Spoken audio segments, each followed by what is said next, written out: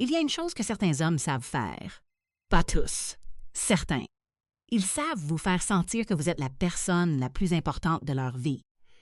Que votre présence change tout. Que sans vous, quelque chose d'essentiel manque. Ils savent dire les mots. Les bons mots. Au bon moment. Avec le bon regard. Ils savent créer l'urgence du besoin.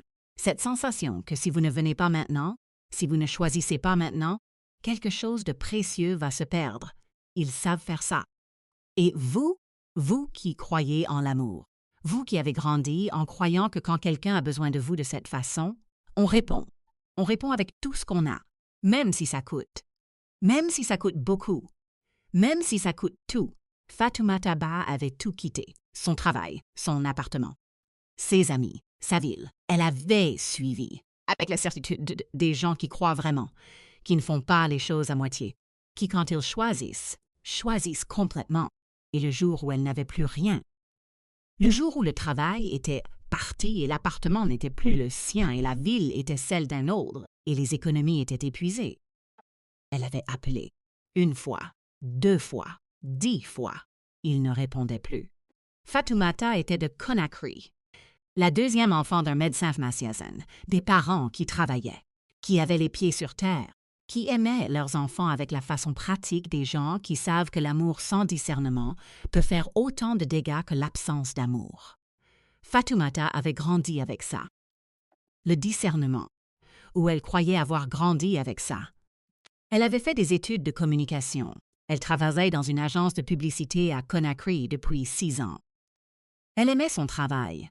Elle avait ses clients, son nom qui commençait à circuler, son appartement qu'elle payait seule, ses amis, ses habitudes, une vie construite, progressivement, avec ses mains. Et puis Seydou était arrivé. Seydou Camara n'était pas de Conakry. Il était d'Abidjan. Il était venu pour une mission. 6 semaines, il travaillait dans la logistique, des contrats avec des entreprises en Afrique de l'Ouest. Il allait d'une ville à l'autre. Il connaissait beaucoup de gens. Il savait parler aux gens. Il avait cette fluidité des personnes qui ont appris que les relations sont des outils, qui savent comment s'installer dans la vie de quelqu'un rapidement, qui savent ce qu'on veut entendre. Fatoumata l'avait rencontré chez une amie commune. Il avait passé la soirée à l'écouter. Elle parlait de son travail, de ses projets, de cette idée qu'elle avait pour une campagne. Il écoutait. Il posait des questions. De vraies questions qui montraient qu'il avait entendu.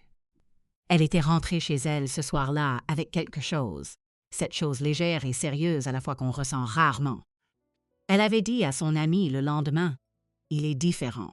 Son ami lui avait dit, « Fais attention ». Fatoumata avait dit, « J'ai le discernement ». Elle avait eu tort. Les 6 semaines avaient duré 6 mois. Seydou avait prolongé. Il disait que les contrats se développaient à Conakry, que c'était une opportunité. Elle n'avait pas vérifié les contrats. Elle avait vérifié la façon dont il la regardait. Et la façon dont il la regardait disait « Tu es ce que je cherchais ». Elle avait cru ça. Pendant ces 6 mois, ils s'étaient vus tous les jours, ou presque.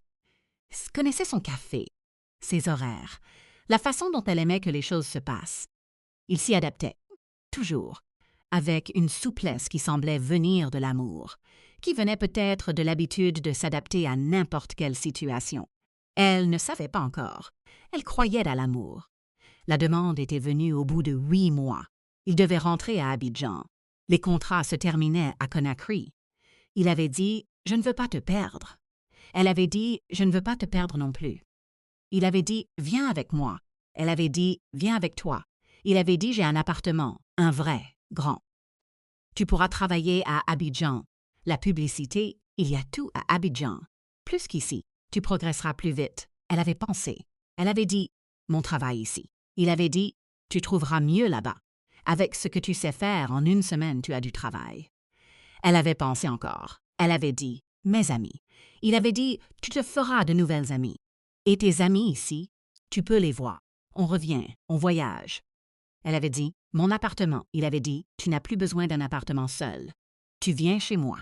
Avec moi. » Chaque obstacle, il avait une réponse. Fluide, rapide. Comme quelqu'un qui a préparé. Comme quelqu'un qui sait que les obstacles se lèvent si on a les bons mots. Fatoumata avait dit « Laisse-moi réfléchir ». Il avait dit « Ne réfléchis pas trop. Les grandes décisions doivent se prendre avec le cœur. Elle avait entendu ça. Les grandes décisions doivent se prendre avec le cœur. Elle avait un père médecin et une mère pharmacienne qui prenaient les décisions avec la tête et le cœur ensemble. Elle le savait, elle l'avait su. Et ce soir-là, elle avait quand même choisi le cœur seul. Parce qu'elle voulait croire, parce qu'il était différent. Parce qu'il l'avait écouté parler de sa campagne pendant une soirée entière. Parce que parfois, le désir de croire est plus fort que ce qu'on sait. Elle avait donné son préavis. 1 mois. Elle avait quitté l'agence. Elle avait vidé son appartement. Elle avait dit au revoir à ses amis. Certaines avaient dit « Sois prudente ». Elle avait dit « J'ai le discernement ». Elle n'avait pas insisté. Parce qu'on n'insiste pas, parce qu'on respecte les choix. Parce que parfois, les gens doivent faire leurs propres erreurs pour comprendre ce que les mises en garde ne peuvent pas leur apprendre. Elle était arrivée à Abidjan en octobre. L'appartement existait. C'était vrai, grand, bien situé. Seydou était là, content, chaleureux. Tout était bien les premières semaines. Les premières semaines. Ensuite, les choses avaient commencé. Pas d'un coup, progressivement. Comme beaucoup de choses difficiles. Elle avait cherché du travail. Les agences à Abidjan, les entretiens, elle avait son CV, son portfolio. 6 ans d'expérience à Conakry. Ce n'était pas rien. Mais Abidjan n'était pas Conakry. Les réseaux étaient différents. Les façons de faire étaient différentes. Les premières réponses avaient été décourageantes. Elle avait continué.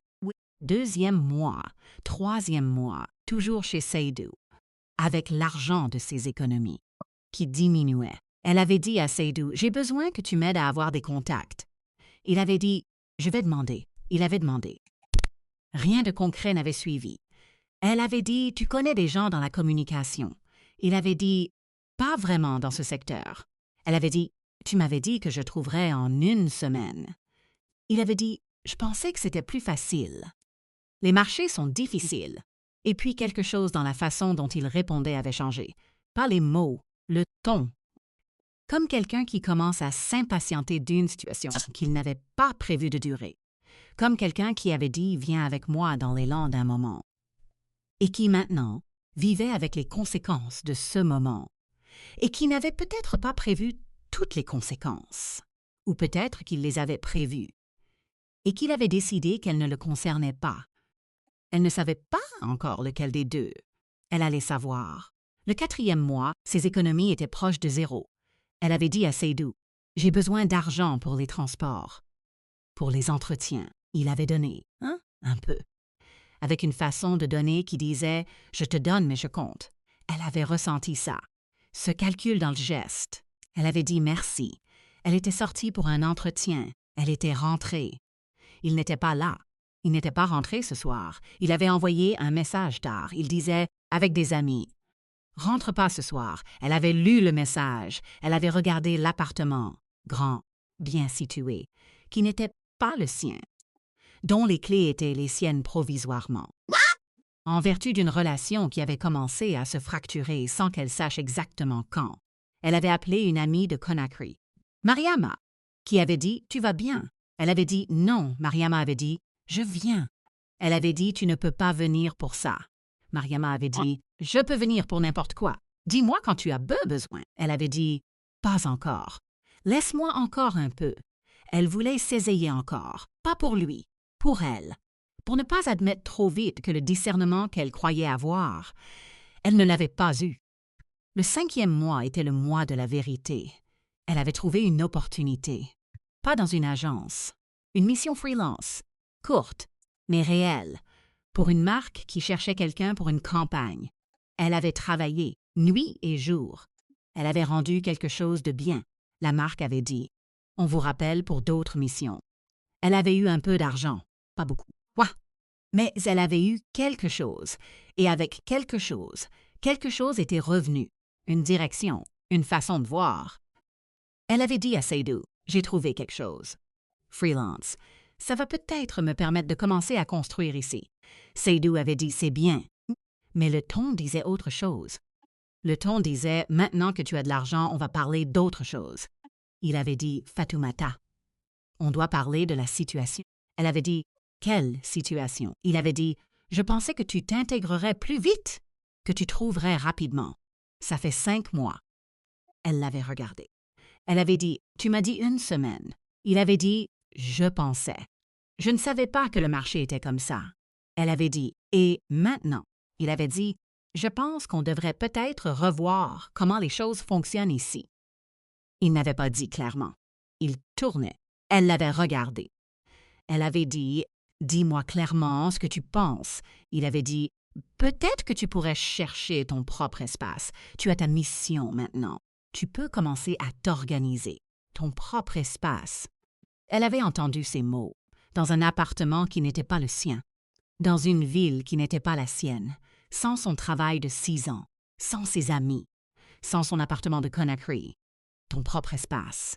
Elle avait dit « Je vois ». Elle était allée dans la chambre. Elle avait pris son téléphone.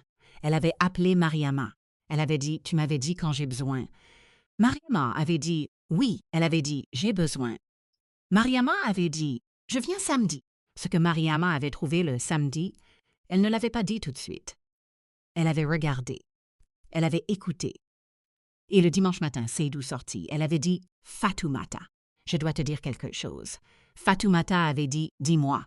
Mariama avait dit « Je connais quelqu'un qui connaît Seydou, de Dakar, qui me connaît aussi. » Quand j'ai dit que je venais te voir, cette personne m'a dit quelque chose. Fatoumata avait attendu. Mariama avait dit « Seydou fait ça régulièrement. Pas à Conakry seulement, ailleurs aussi. Il rencontre des femmes. Il dit ce qu'il faut dire. Il les fait venir. Et quand la nouveauté est dissipée, quand les difficultés commencent, il cherche l'exit. » Fatoumata avait dit « L'exit. » Mariama avait dit « Il ne part pas lui-même. Il crée les conditions pour que ce soit vous qui partiez. Il devient distant. Il cesse d'aider. Il suggère ton propre espace. » Fatoumata avait regardé son amie. Elle avait dit « Depuis combien de temps tu sais ça? » Mariama avait dit « Depuis jeudi, quand tu m'as appelé. J'ai cherché. Et j'ai trouvé cette personne. » Fatoumata avait dit « Tu aurais pu me dire par téléphone. » Mariama avait dit « Certaines choses se disent en face. » Fatoumata avait regardé le salon de l'appartement de Seydou. Grand, bien situé. Elle avait pensé à Conakry, à l'agence, à ses clients, à son appartement. À ses amis qui avaient dit « Sois prudente », à elle qui avait dit « J'ai le discernement ». Elle avait regardé ses mains et elle avait décidé quelque chose.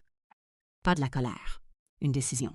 Froide, propre, la décision de quelqu'un qui a tout compris et qui sait maintenant exactement ce qu'il fait.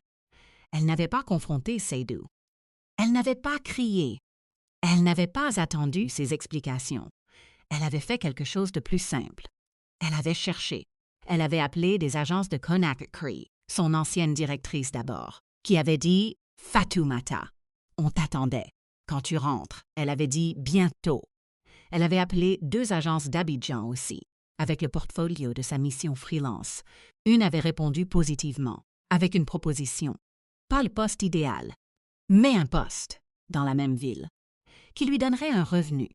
Et avec un revenu, un appartement à elle. Et avec un appartement à elle, sa propre vie. Dans sa propre ville ou dans celle-ci. Ce serait son choix, pas le sien, pas la conséquence de lui. Son choix, à elle. Le soir où Seydou était rentré, Fatoumata avait son plan. Elle avait dit « Tu avais raison ». Il avait dit « Sur quoi ?» Elle avait dit « Je dois m'organiser pour moi-même. J'ai une opportunité ici. Je vais prendre un appartement dans 1 mois. » Il avait dit « Tu as trouvé quelque chose ». Elle avait dit « Oui ». Quelque chose dans son visage, un imperceptible. Pas du soulagement exactement. Quelque chose qui ressemblait à de la surprise, parce qu'il attendait peut-être autre chose. Des larmes, des supplications. Une femme perdue qui demande quoi faire. Pas ça, pas Fatoumata, pas maintenant. Elle avait dit « Je pars dans 1 mois, je voulais que tu le saches ». Il avait dit « Si, c'est ce que tu veux ». Elle avait dit « C'est ce que je veux ». Elle était allée dans la chambre. Elle avait appelé Mariama. Elle avait dit « 1 mois ». Mariama avait dit « Je t'aide à trouver l'appartement ». Elle avait dit « Je sais ». Le mois avait servi à 2 choses. Travailler et comprendre. Elle avait travaillé. La mission avait abouti à un contrat. Le contrat lui avait donné assez pour le dépôt de garantie. Et elle avait compris. Pas Seydou. Elle s'était comprise elle-même. Elle avait compris que le discernement qu'elle croyait avoir Elle l'avait. Elle l'avait eu depuis le début. Elle l'avait simplement mis de côté. Parce qu'elle voulait croire. Parce que croire est une façon d'aimer. Et aimer, vraiment aimer, rend parfois aveugle à ce que la tête voit clairement. Ce n'était pas l'absence de discernement. C'était le choix de ne pas l'utiliser. Ce choix-là, elle ne le referait pas de la même façon. Elle pouvait toujours vouloir croire, elle pouvait toujours aimer. Mais elle pouvait aussi, en même temps, garder les yeux ouverts. Les deux ensemble, l'amour et les yeux ouverts. Ce n'est pas contradictoire. Elle avait mis du temps à comprendre ça. Elle l'avait compris. Elle avait emménagé dans son appartement un mardi matin. Petit, beaucoup plus petit que celui de Seydou, avec une fenêtre qui donnait sur une rue bruyante et un réfrigérateur qui faisait un bruit bizarre la nuit. Elle avait posé ses sacs. Elle avait regardé les 4 murs, les siens, avec ses clés, ses propres clés. Elle avait pensé à Conakry, à l'appartement qu'elle avait quitté, à l'agence. Elle avait pensé, est-ce que c'était une erreur? La réponse était oui et non. Oui, parce que le résultat n'était pas ce qu'elle avait choisi.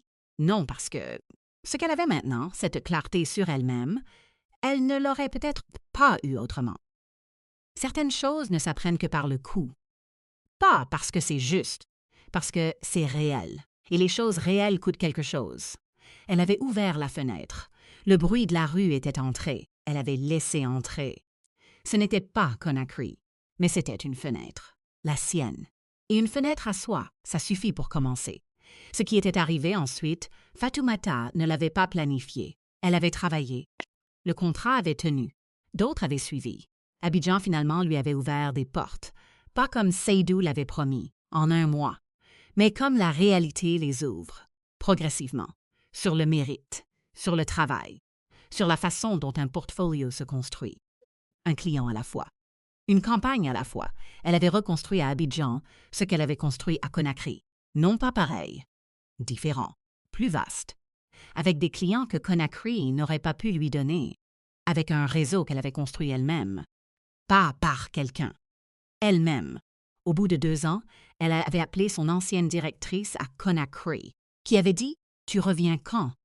Elle avait dit « Peut-être pas, peut-être que je reste ici. » Sa directrice avait dit « Alors tu as vraiment construit quelque chose ?» Elle avait dit « Oui. » Sa directrice avait dit « Il y a 2 ans, tu avais tout quitté pour un homme. » Fatoumata avait dit « Oui. » Sa directrice avait dit « Et maintenant ?»